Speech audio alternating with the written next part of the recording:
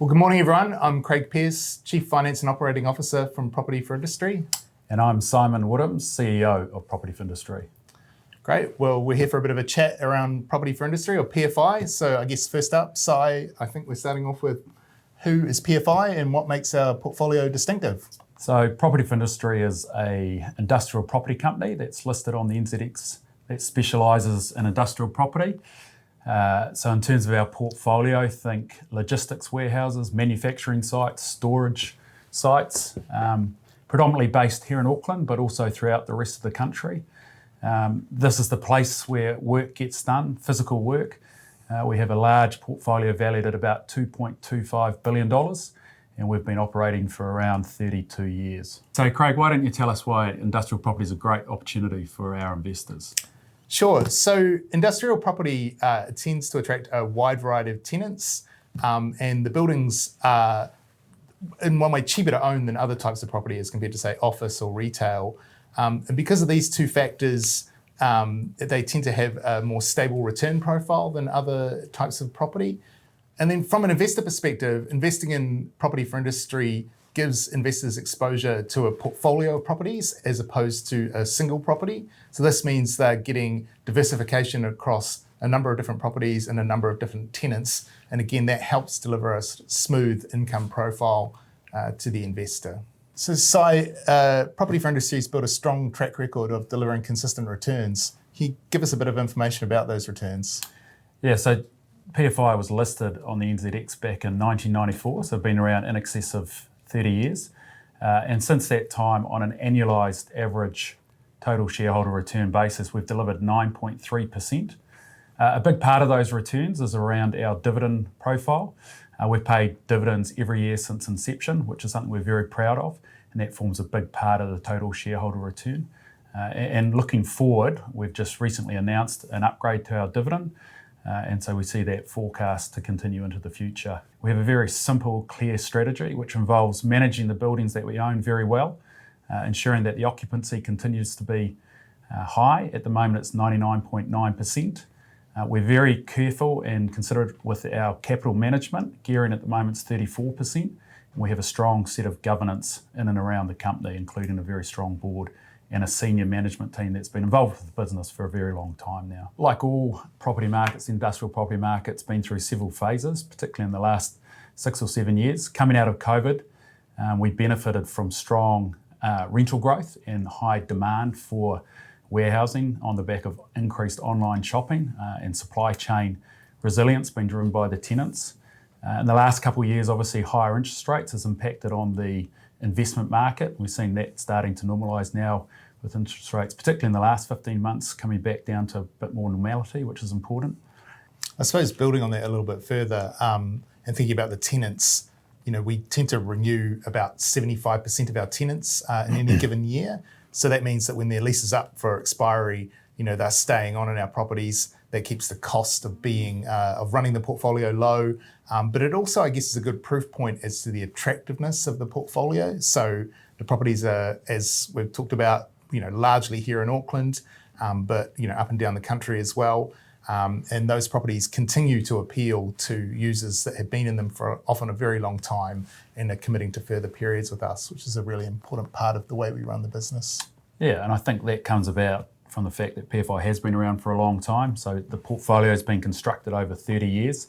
So we benefit from the guys that ran the company before us. Craig and I have been involved for a long time, coming up 15 years. But before that, a lot of the properties were purchased or acquired in central Auckland locations, close to the motorways, which is really important. So they might not be the most modern buildings, but the location has proved critical. The next piece, I guess, or the next reiteration of where is PFI going in the next 5 years, is taking some of those older sites and looking to either improve the existing buildings or redevelop the sites with best-in-class buildings. And that's part of a project you would have seen if you've been following us over the last 3 years, in particular, where we've been redeveloping sites like Fisher and Paykel site out in Springs Road, Bowden Road. We've developed close to $250 million of best-in-class Green Star rated buildings in the last 3 years. And we're undertaking a new redevelopment program or continued redevelopment program over the next 3 to 5 years.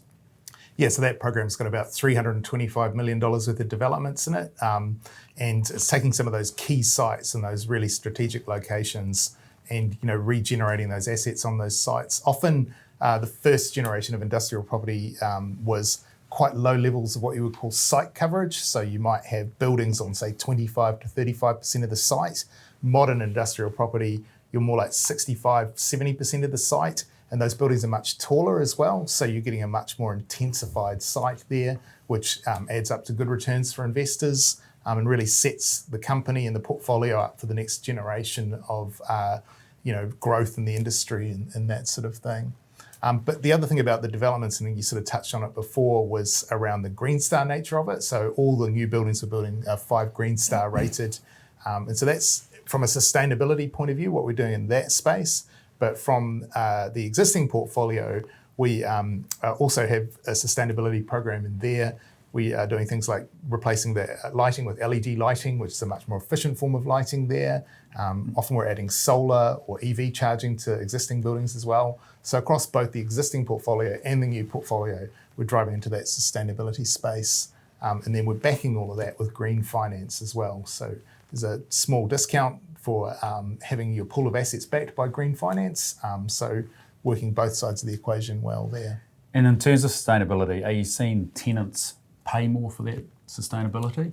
I think at the moment that's not something we're seeing, a strong evidence for. But what I think sustainability has become shorthand for is quality, I guess, is another way of thinking about it. So if you're going to go and build a new building now and you're putting those sustainability features in it, it's a very high quality building. So again, you're not just getting EV charging, solar, materials that are the, I guess, best materials from an environmental point of view. You're also getting things like climate resilience built into them. And so that all adds up to being a kind of best-in-class building, and a tenant tends to be prepared to pay more for that as compared to the counterfactual. Looking forward, I guess, over the next 12 to 24 months, we've got some exciting projects coming up. Do you want to tell us a little bit about one or two of those? Yeah, so I suppose the first one that comes to mind is the Spedding Road project at the end of the Northwestern Motorway here in Auckland. This is a new industrial precinct that's just recently opened up, and we've taken a contract we've purchased nearly 6 hectares of land up there and are getting on with the first stage of a development program up there. This is the first time that we've been involved in establishing a sort of new precinct. I guess a lot of what we've talked about has been regenerating the assets that we've already got or the locations that we've already got, whereas this project is more focused on a new location. It's a significant growth node out there, lots of housing going in, a lot of retail out there as well. And so I think that's a really exciting project for the team and a really good opportunity for the company to establish itself in this growth node. So that's obviously, an exciting project. And so thinking about industrial property as opposed to, I guess, residential or retail or office towers, what are some of the unique things about industrial property as opposed to those asset classes? And I guess what I'm thinking here is it's been a pretty tough year for some property classes. What's made industrial property distinct to those other asset classes? Yeah, I think some of the strengths of industrial property, if you come right back to the basics, they tend to be smaller in nature when you compare to office towers or shopping centres. So they're more liquid, you can buy and sell them more easily. They tend to have one tenant as opposed to many tenants. So the management, the day-to-day management tends to be slightly less intensive. And then from a CapEx point of view, you're typically owning a building that's built out of really steel and concrete. So the ongoing maintenance costs, you're not having to service lift wells or, entry foyers into office buildings or shopping centre common areas. So the ongoing CapEx for the asset class is a lot lower. And what you've seen really, I guess, over the last decade is a re-rating from investors towards industrial property. It used to be we were out the back getting the job done.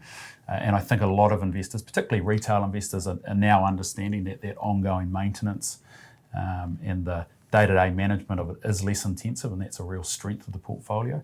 And then finally, I guess, if you just look at the vacancy rates, particularly here in Auckland, industrial vacancy got down to less than 0.5% 2 or 3 years ago. And even now, when that vacancy's crept up a little bit, it's still well below 4%. So there's just less product available for tenants out there, which in turn has fed into rental growth, and that's probably the biggest difference between particularly city fringe office. Yeah, I guess that's supply and demand characteristic. I guess the other thing I think about when I think about industrial property as opposed to other types of asset classes is every individual property type has, I suppose, tailwinds and headwinds. And if I think about, the tailwinds for industrial property, you think about, as we talked about earlier, the trend towards e-commerce. When it comes to e-commerce, you need more industrial property rather than less industrial property.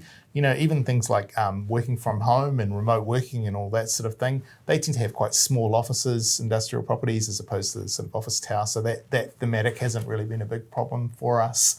I think there's just some, I guess, tailwinds for us, some headwinds for other sectors, which have been, translated into a strong performance for the asset class over the last little while.